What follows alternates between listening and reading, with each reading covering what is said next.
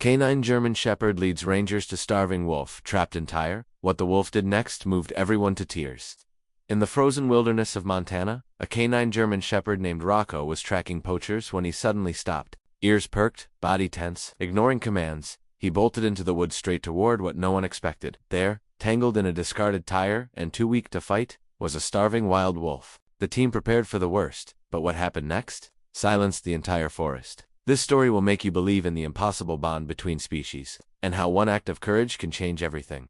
Before we begin, make sure to subscribe to the channel, like this video, and turn on notifications. It helps us bring more emotional and inspiring stories like this one to you. Snow fell in slow, wide flakes across the Bitterroot Mountains in western Montana. The sky was thick with cloud, and the air was still, but alive with the kind of silence only a forest in winter can hold. The silence of a world watching, waiting. Beneath the pine canopy, boots crunched through the snow. Radio chatter buzzed low, and a German Shepherd K9 named Rocco walked alert at the head of a three-man patrol. Rocco's breath puffed visibly in the cold. His thick coat, black and sable, streaked with snow, glistened against the stark whiteness of the trail. His ears twitched at every snap of twig, every flutter of wings above, but his focus was deep. Born from 5 generations of working canine bloodlines, Rocco was a master at search and rescue. Trained in scent detection, agility, and off-leash discipline, he had become a legend among the forest ranger teams in the area. That morning's mission was a familiar one, a possible poaching ring reported near Lolo Pass. The snow had muffled movement, but fresh tire tracks near a closed logging road had triggered suspicion. Rangers didn't take chances out here. Not after what happened last year when an entire den of wolves was found poisoned near the river basin. Rocco, however, felt something else. He slowed, nose to the ground. The snow was too fresh for a trail, but there was a scent, faint, wrong, human, not prey, and made his hackles rise. He turned slightly off the patrol's path, glancing back at the Rangers. Rocco, track, said Officer Will Harmon, his handler, a lean man in his 40s with windburned cheeks and steady eyes. Will trusted the dog more than he trusted most humans. Rocco moved forward without hesitation. For 30 minutes, he followed the pull of the scent through denser trees, across frozen creeks, over ridges barely marked on the map. The men followed in silence, their rifles low, eyes scanning. The deeper they went, the heavier the air became. Even the wind seemed to move slower. The forest felt ... expectant. Then Rocco stopped, completely still. He didn't growl, he didn't bark, he just stared. Will reached his side, breathing hard. What is it, boy? Rocco took one step forward and looked back, then another. Then he vanished through a curtain of snow-heavy brush. The men pushed through after him and froze. There, wedged between a pile of rusted debris and an old tree stump, lay the twisted, blackened remains of a giant tire. Inside it, collapsed and curled like a dying shadow, was a wolf. It was massive, a gray male, ribs protruding beneath its matted fur, eyes half-lidded in pain. The tire had caught around its midsection, crushing the fur against skin, the rubber having sunk deep over time as the animal had grown weaker and struggled. Its legs were raw from frostbite and attempts to escape. Blood, snow, and dirt clung, too, the frozen fur like armor stripped from a fallen soldier. The men raised their rifles. Don't shoot, Will said quickly, voice low. Will, he's a wolf, one ranger said. He'll lunge the second we move. No, look at him, Will said, eyes locked on the creature. He's done fighting. And indeed, the wolf didn't move. He didn't snarl. He didn't bare his teeth. He looked up, and met Rocco's eyes. For a moment, something unspoken passed between them. It wasn't submission, and it wasn't dominance. It was older than that. Primal. Recognition. Rocco stepped forward. Will held his breath. But Rocco didn't growl. He didn't bark. He slowly, cautiously approached the trapped wolf, ears tilted back, posture low. Not in fear but in communication. He moved until he was inches away, then he sat. The wolf blinked slowly, lowered his head, and exhaled. It was the sound of surrender. Will knelt beside his canine and touched his collar. You sure, buddy? Rocco didn't move. Then Will radioed. For backup. Not for enforcement, but for the rescue team. In the next hour, veterinary support arrived by snowmobile. Tranquilizers were prepared. The tire was carefully cut away with bolt cutters and heated shears. Every move was slow, controlled. As the team worked in silence, Rocco never left the wolf's side. Not once. Even when they lifted the limp body onto the sled. Even when the vet said he might not survive the ride. Even when they loaded him into the back of the snowmobile trailer, Rocco followed, and when they tried to shut the door, he whined. He wants to go with him, Will said. The vet, a woman named Dr. Ellen Moore, with hands like ice and eyes like fire, hesitated. He's a domestic canine. That's a wild animal. Will looked at Rocco. Not today, he's not. And so, they rode together, the shepherd and the wolf. Two creatures the world had never meant to meet. And yet, somehow, something had passed between them that no human could explain. Not fear, not pity, but a bond born in snow, silence, and survival. That night, as the team arrived at the ranger station turned vet outpost, the temperature dropped to below zero. The generator hummed, the lights flickered inside. The wolf lay sedated on a heated table. 4 fluids ran into his leg. Antibiotics were being administered, and on the floor next to the metal table, curled like a shadow beneath the beast, Rocco lay motionless, eyes open, watching. Will had never seen anything like it. "He's guarding him?" Dr. Moore whispered. "No," Will said. "He's waiting." And in that moment, the story that began with a mission to stop poachers turned into something else entirely. A story of instinct beyond training, compassion beyond species, and a loyalty that would test the limits of what humans believe animals are capable of.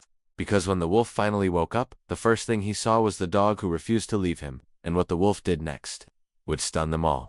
Morning light crept slowly over the snow-laden ridge outside the ranger station. Inside it was quiet, a rare kind of quiet that held its breath. The generator hummed faintly in the background, a kettle steamed on the wood stove, and in the converted back room that now functioned as an emergency clinic, the air was thick with the scent of antiseptic, cold fur, and anticipation. Rocco lay curled at the foot of the examination table, his ears twitching now and then, alert even in rest. His eyes remained locked on the shape above him. The wolf, sedated, wounded, still breathing, barely. Vet. Dr. Ellen Moore had stayed through the night. She hadn't slept, neither had Rocco. They took turns watching the animal on the table like sentinels guarding a secret too fragile to name. At 6:43 a.m., the wolf stirred. Not dramatically, not with a growl or a snarl, just a twitch of the paw, a slow flutter beneath the eyelid. Dr. Moore noticed it first. "Will," she called quietly. Will Harmon entered the room, his ranger jacket still damp from his morning perimeter check. "What is it?" Dr. Moore pointed. "He's coming out of sedation." They waited. Stillness overtook the room.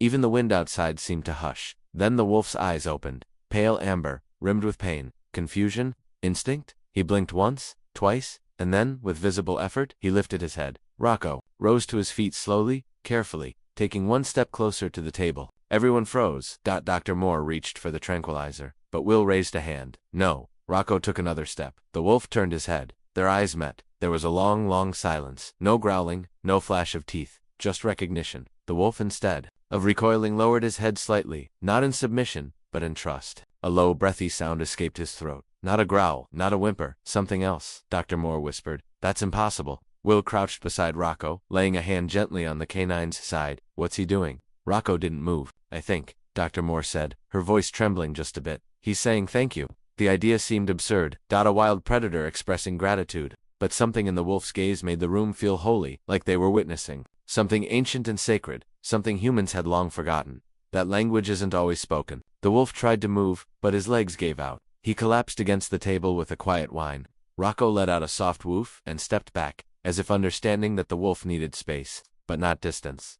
Over the next hours, the wolf slept and woke in cycles. He didn't resist treatment. He didn't snarl at the nurses. Every time he opened his eyes, they searched for Rocco, and Rocco, unfailing, was always there. That evening, while the rest of the team debriefed the mission and planned further sweeps of the forest for evidence of traps, Will stayed behind in the clinic. He sat near the corner with a thermos of black coffee, eyes trained on the wolf as he slowly accepted water from a shallow metal bowl. "He's not just tolerating us," Will said. "He's cooperating." Dr. Moore, seated at her desk reviewing blood work, didn't look up. "I've worked with injured wild animals for 20 years. You can't fake that kind of behavior. He's choosing." Will looked at Rocco. "You did something, didn't you?"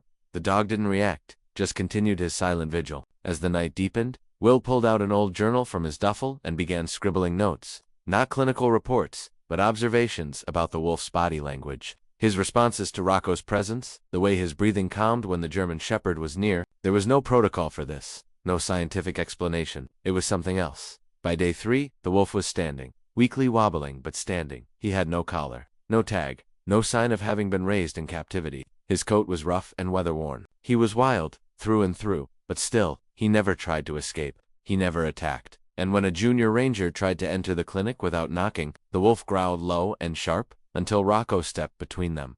From that point on, no one questioned the bond. They began calling him Ghost. It wasn't a joke. The name fit.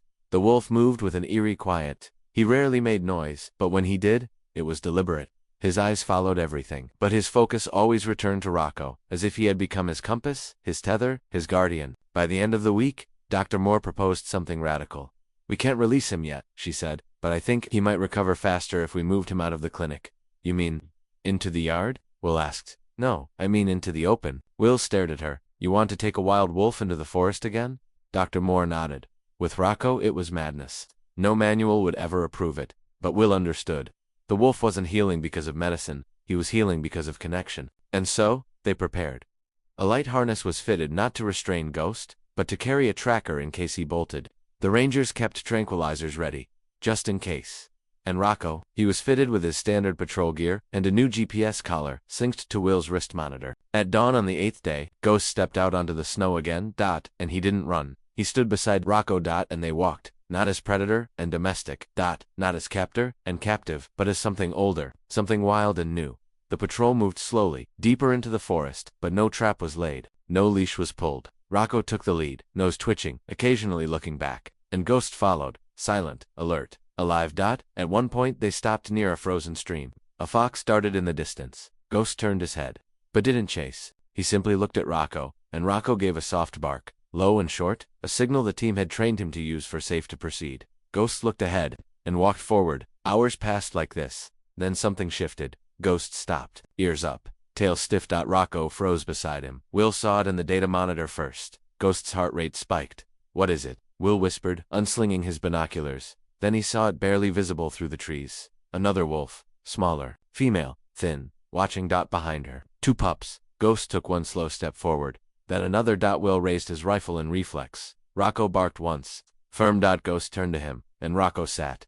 Ghost looked back toward the ridge. The she-wolf vanished behind a tree. The pups followed. Ghost stood still for a long time. Then he let out a long, low howl, not a call of dominance, but of recognition, of goodbye, and he turned back toward Rocco, toward the Rangers, toward the humans. Will blinked, stunned. He had a pack. Dr. Moore whispered. He just let them go. That night, back at the outpost, Ghost slept beside Rocco for the first time, not in pain, not in defense, but in peace. He had made a choice, not to return to the wild, but to walk with the one who had saved him, the shepherd. The wolf. And the bond that no one could name. But everyone felt.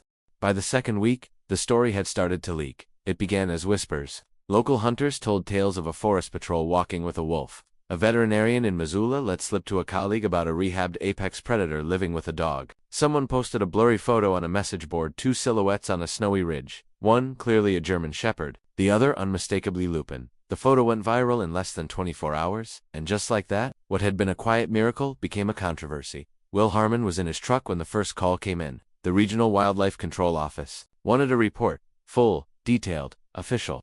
Wolves are protected, they said.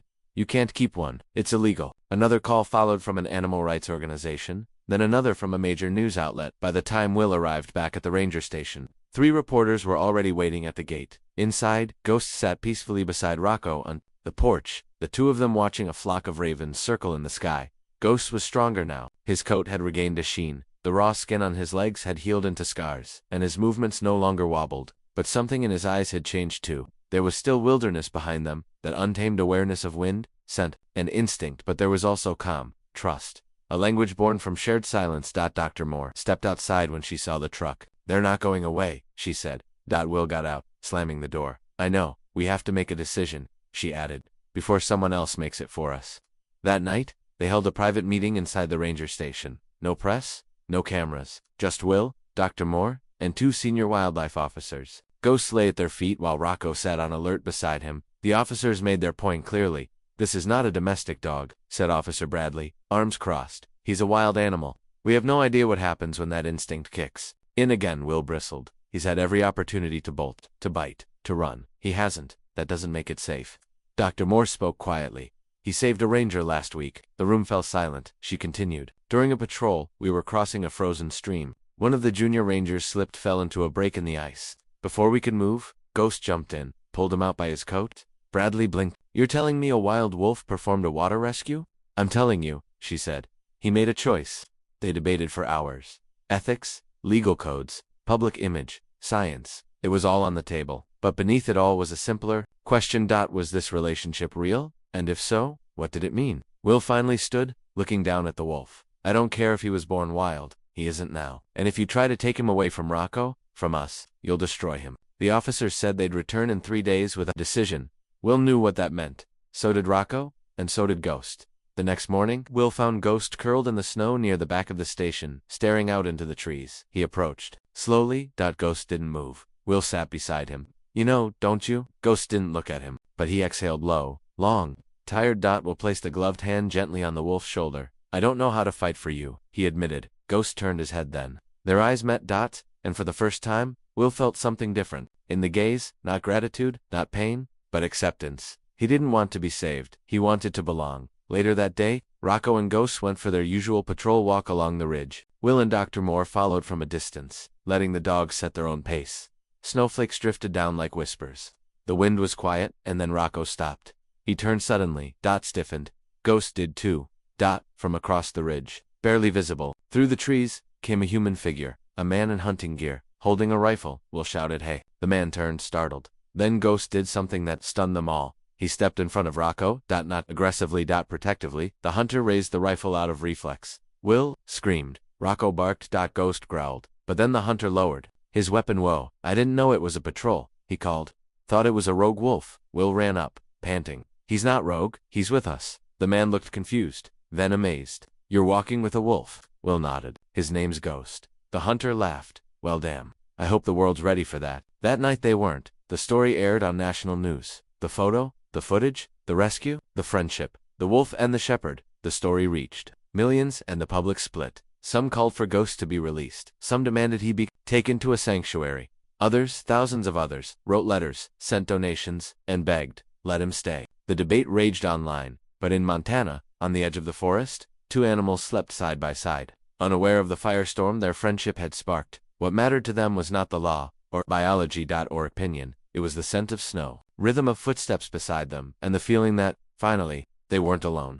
3 weeks had passed since the world discovered Ghost. Since then, the days had become a strange blend of serenity and tension.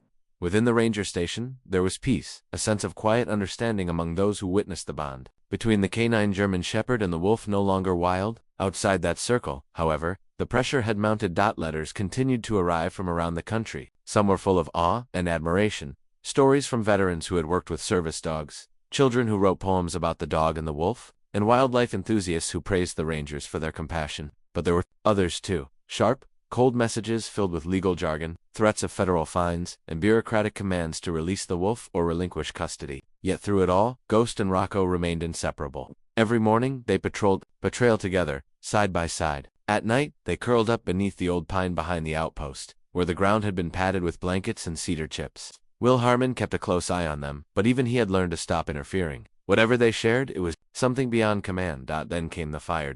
It started miles north, deep in the deadwood, a lightning strike in the middle of the night. No one noticed at first, not until a junior ranger on a TV spotted the glow along the horizon. Within hours, it became a roar, a wall of flame stretching across the tree line, devouring everything in its path. By midday, evacuation orders were issued. The winds had shifted, and the ranger station, their sanctuary, was directly in its path. Will stood on the roof, watching the sky change color. Smoke curled upward in violent waves. Ash fell like gray snow. The air burned in his throat. We need to go, Dr. Moore shouted, tossing emergency kits into the back of the transport truck. Now, Rocco barked from the yard. Short, urgent. Ghost stood beside him, tail high, ears twitching. The wolf's eyes scanned the tree line, nostrils flaring. He wasn't afraid. He was calculating. He knows it's coming, Will murmured. We follow him, Dr. Moore said. But Ghost didn't wait. He turned and bolted straight into the forest. Ghost, Will yelled. Wait. Rocco took off after him. Damn it. Will cursed. He grabbed his gear and sprinted to the ATV. I'm going after them. You have 5 minutes, Moore called. Then we're pulling out. The forest was darker now, the sun blotted out by smoke. Will's ATV tore through the undergrowth, heart pounding as he followed the GPS signals blinking on his wrist, one for Rocco, the other for Ghost. He found them by the ravine. Ghost stood at the edge of a cliff, barking loud. Urgent. Rocco barked too, but not at him. At something beyond. Will climbed off the ATV and ran forward, and then he saw it. A young black bear cub, trapped beneath a fallen branch. Its leg was pinned, the fur singed from flame. The cub whimpered, pawing at the ground, too weak to rise. Ghost howled sharp and wild, a sound that cut through the smoke like a blade. Rocco moved forward and began digging around the branch, using his paws to clear debris. Ghost joined him. Will froze. He should have run, pulled them out, but something in that moment, in their urgency, their coordination, made him stop. These animals weren't running from the fire, they were rescuing. He dropped to his knees and helped. Together, man, dog, and wolf lifted the branch, inch by inch. The cub cried out, dragging itself free just as embers rained down from the ridge above. We need to go now, Will shouted. Rocco barked once. Ghost nudged the cub gently, urging it forward.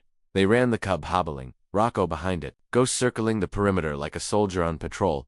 It took 23 agonizing minutes to reach the firebreak, but when they emerged from the smoke, blackened, coughing, alive, Dr. Moore gasped and ran to meet them. The team stared in awe. A dog, a wolf, a bear cub, and a ranger who looked like he'd seen the other side of something sacred. The cub was transported to a wildlife center. Ghost and Rocco were examined for burns, minor, treatable, but what none of them could treat was what came next. The next day, a government truck arrived. A representative from the U.S. Fish and Wildlife Service stepped out, clipboard in hand. "I'm here for the wolf," he said. Will stepped between him and the kennel. "He's not yours to take. He's not yours to keep." They argued, loudly, emotionally. Then the man handed over a letter, an official order. Ghost was to be removed and relocated to a federal sanctuary in Oregon. "We'll read it in silence," and Rocco stood beside him, unmoving. That night, Ghost didn't sleep beside the pine. He stood at the gate, watching the tree line. Waiting. Rocco joined him. They didn't lie down, they didn't play. They stood like sentinels beneath the stars, side by side, as if bracing for the end of something unspoken. And when morning came, they were gone. Tracks led north. Into the mountains. Into freedom. Dr. Moore found the note first. A torn scrap from Will's field journal, pinned to the door with a knife. "If he has to be wild again, let it be on his terms. We'll find them when they're ready." She read it aloud, tears in her eyes. Rocco and Ghost were gone. Together. Not running. Not hiding, but choosing. Choosing the forest. Choosing the bond. Choosing to protect. Something the world hadn't yet earned the right to break. And out there beyond the ridges, beyond the flames, the legend of the shepherd and the wolf had just begun. The first night in the wild was calm. The fire was far behind them now, a distant haze over the southern ridge. Rocco and Ghost moved through the frozen forest without urgency, not running, not chasing, but walking with quiet purpose. They didn't stop for long. They didn't rest until the wind cut through the trees and the stars began to tremble in the sky. By the second day, the silence grew heavier. Ghost returned to his old territory, now scorched in places, disrupted by human scent and ash. The den where he'd once kept watch over his mate and pups was abandoned. Whether they had fled deeper into the range or perished in the fire, he didn't know. He searched anyway. Rocco followed him with steady steps, understanding in his own way what Ghost had lost. He didn't bark, he didn't whine. He simply remained near a living presence that said, "I'm here. We don't go alone."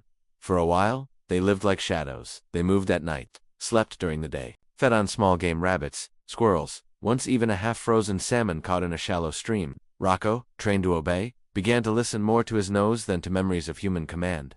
Ghost, once a creature of solitude, began sleeping, closer to the dog than he had ever done with any of his kind. By week 2, they had crossed into glacier territory, vast, wild, untouched. The winter here was brutal, the kind of cold that split bark and made silence feel like a sound. Their breath crystallized in the air. Ice formed between Rocco's paw pads, and Ghost's fur stiffened in layers beneath the snow. Then came the blizzard. It struck with no warning. The sky, so clear just hours earlier, turned gray and wild in minutes. The wind howled like a broken siren through the valley. Visibility dropped 2 feet. The temperature plunged to lethal levels. The snow came sideways, hard, fast, and merciless. They ran for shelter. Ghost led, ears flat, body low, weaving between trees.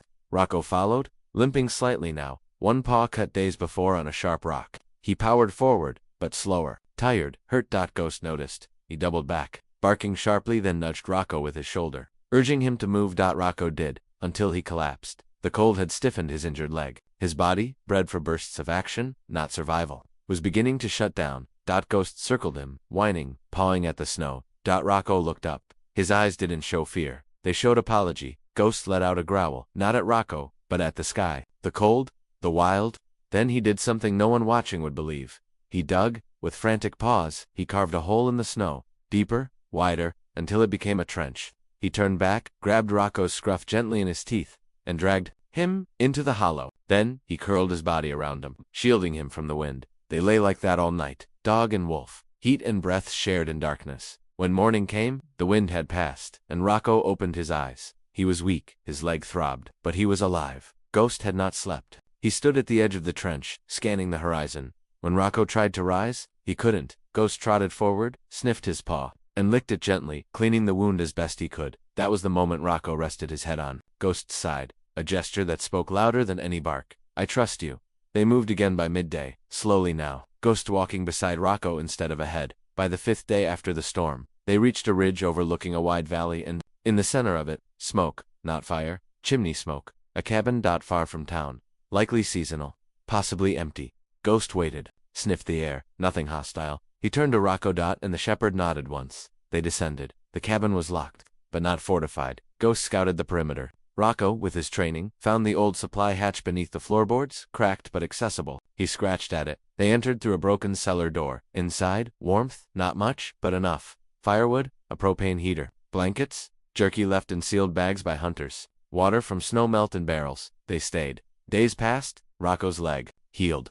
Slowly. Ghosts never left the cabin unless Rocco could follow. They hunted nearby rabbits mostly. Once, Ghost brought back a deer bone and dropped it at Rocco's feet, tail wagging stiffly, and then they heard the plane. It passed overhead. Low and slow, a search plane. Will. Rocco barked. Ghost barked too. The plane circled once, then dropped a flare. They had been found that night. Rocco sat beside the window. He watched the moon rise. Ghost lay behind him. There was no decision spoken, but when the helicopter came at dawn, Rocco stood. Ghost didn't. The wolf walked to the edge of the woods and stopped. He looked back. Rocco did. Their eyes met. A choice. Rocco stepped forward, but Ghost didn't move. Instead, he lifted his head. And howled. Long, low. Rocco barked in reply. 3 times. The signal Will had taught him for goodbye. And then, he turned and walked toward the chopper. Will met him with tears in his eyes, but Rocco didn't look back, because he knew. Some bonds live beyond distance. Some friendships don't need to end to become legend. And far behind him, in the snow and trees, Ghost watched his brother disappear into the sky, carrying the memory of a winter that no one would believe, but he would always remember. A German shepherd trained to protect humans, who chose to protect him. Spring came late that year in Montana. The snow lingered on the shaded side of the mountains, stubborn and slow to melt. The forest, once scorched and blackened, began to breathe again.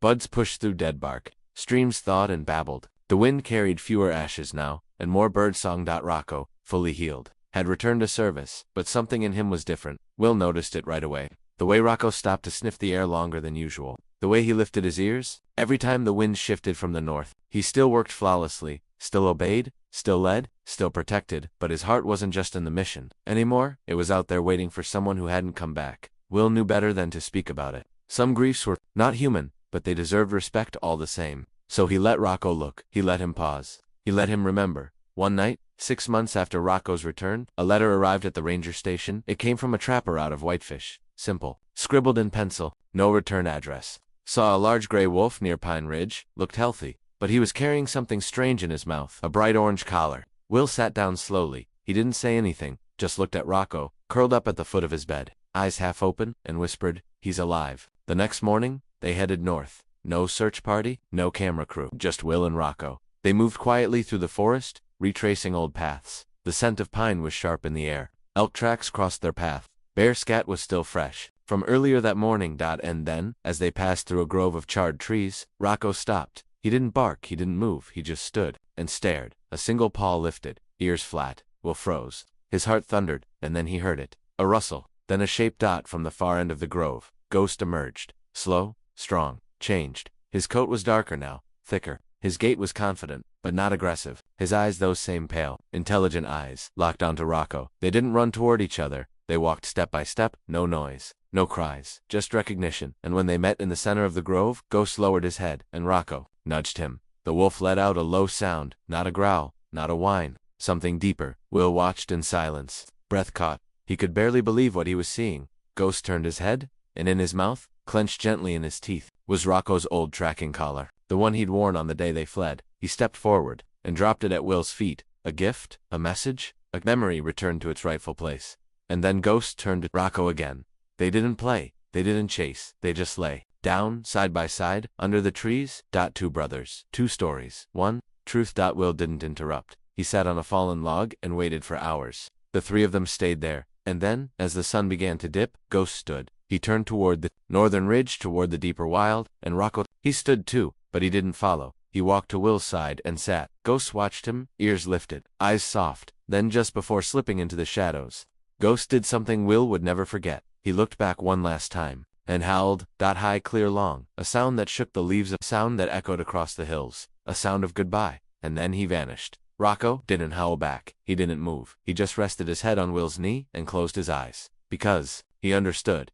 They were no longer lost. They had found each other and let each other go. In the years that followed, the legend of the shepherd and the wolf only grew. Tourists visited the grove, where they had reunited. Children in Montana schools read books about their story. Veterans told their own tales of loyalty and survival with tears in their eyes, and a bronze statue was eventually erected near the ranger station of two animals sitting side by side, looking out toward the forest. But Rocco? He didn't care for attention. He still patrolled, still trained, still served, but every so often, when the clouds rolled in and the scent of pine was thick in the air, Will would catch him looking north. Again. And he knew that somewhere beyond the ridges, beyond the rivers, beyond where humans dared to walk, a wolf named Ghost still remembered, still walked. Still watched the sky for the moment when two creatures who never should met would stand side by side once more. And when that day came again, there would be no leash, no law, no line between species, just two souls, one bond, and the forest finally at peace.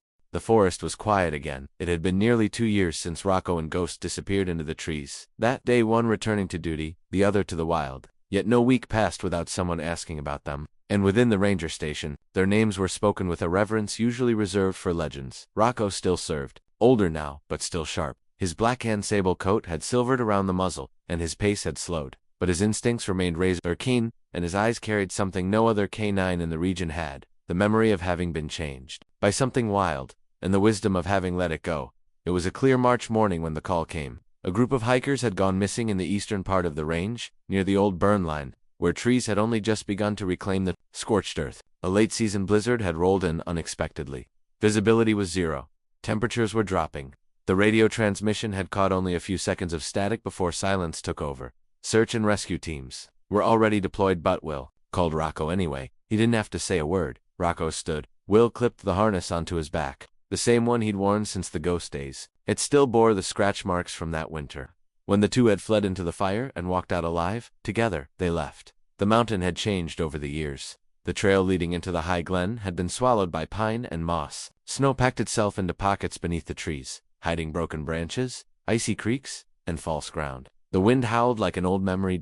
And yet, Rocco moved forward. Every few minutes, Will called out for the hikers for any sound of life. Then, just after crossing a ridge, Rocco froze. He sniffed the air, ears twitching, muscles tense. Then a bark. Short, sharp, urgent. Will followed as fast as he could, slipping over rocks and ducking through limbs. And then he saw it, a child's red glove in the snow. They were close by nightfall. The storm was full. Will built a shelter beneath a rocky outcrop, covering the entrance with pine branches. Inside, he and Rocco huddled near a portable heater, eyes scanning the snow beyond the tarp. The storm raged around them, but something in the way Rocco refused to lie down told Will it wasn't over. That night, Will woke to a sound. Not the storm, not the wind, a howl, distant, haunting, familiar. Rocco stood immediately, his ears perked. He looked toward the sound, then at Will. Will sat up, heart racing. There, through the swirl of snow and moonlight, two glowing eyes. Will grabbed his flashlight and clicked it on. The beam cut through the white, and in it stood Ghost. Larger now, stronger, his fur thick and silvered like frost. Around his neck was a makeshift collar of braided vine, primitive, but intentional. He looked older, wiser, but unmistakably Ghost. He stepped forward, and in his eyes, urgency. Will stood. "What is it?" Rocco barked once. Ghost turned then, ran. Rocco followed, and Will ran after them both. They moved fast through the storm, through the dark, over ice and rock, into a narrow gorge, where the wind had carved tunnels into the snow. Ghost led the way like a shadow. Rocco kept close, pausing only when Ghost did. Then, a head, a shape, then two, then five. A family, huddled beneath a boulder, wrapped in a torn emergency blanket. The youngest, a boy, maybe 7, barely conscious, the father trying to shield him with his body. Ghost howled. Will dropped to his knees and checked pulses. All alive, weak, cold, but alive. Rocco stayed near the boy. He licked the child's hand, soft and careful, until the boy opened his eyes. "Doggy," the boy whispered. Then passed out again. Will radioed the rescue team. Coordinates were shared. Help was on the way, but the snow began to shift. The gorge wasn't stable. Ghost's ears shot up. Then a crack above them. The ledge gave way. Slab of snow and rock thundered down the cliffside, heading straight for the trapped family. Bill turned. Rocco barked. Ghost bolted. Then, in one motion that none of them would ever forget, Rocco ran straight toward the collapse. Ghost saw it. He tried to cut him off, but Rocco leaped straight onto the ledge, and with his final ounce of strength he barked 3 times. The signal. Ghost understood. He lunged forward and bit down on a hanging branch, pulling it just enough to divert the top edge of the falling mass. Will shielded the family with his body as snow and debris slammed down. Then silence, thick, awful, empty. Will stood slowly. Everyone was alive, but Rocco was gone, buried beneath ice and earth. Ghost stood at the edge of the pile, tail down, ears flat. He didn't move. Will called his name again and again. Nothing. They dug for hours. When they found him, he was curled beneath a root, shielding a second child no one had seen before, a baby girl still breathing. Rocco's harness was torn. His eyes were closed, but he had done it. He had saved them with his last breath. Ghost lay down beside the body. He didn't howl. He didn't cry. He just stayed until morning. The funeral was held on a clear spring morning. Rangers from every district attended. Veterans who had worked with Rocco came in uniform. The children he had visited in schools over the years brought hand-drawn cards and photographs. The family he saved, mother, father, boy, and baby, stood in the front row, holding each other. And beside the flag-draped memorial stood Ghost. He wore a black band around his neck, a strip of Rocco's harness. He stood for the whole ceremony. Unmoving. Silent. Watching. When it ended, he walked to the statue in front of the ranger station, the bronze likeness of Rocco and Ghost from years ago, and sat beside it, then turned and walked back into the forest. Will never tried to follow. Some goodbyes had to be honored. Years later, a ranger hiking near the river would report seeing a massive wolf standing on the ridge. Silent. Alone. Watching. He wore something strange around his neck, a weathered piece of orange nylon, and when the wind blew just right, they swore that could hear the faintest sound, a bark, 3 times, then nothing, just pine trees, and a silence filled with memory, because some stories don't end, they echo. Forever.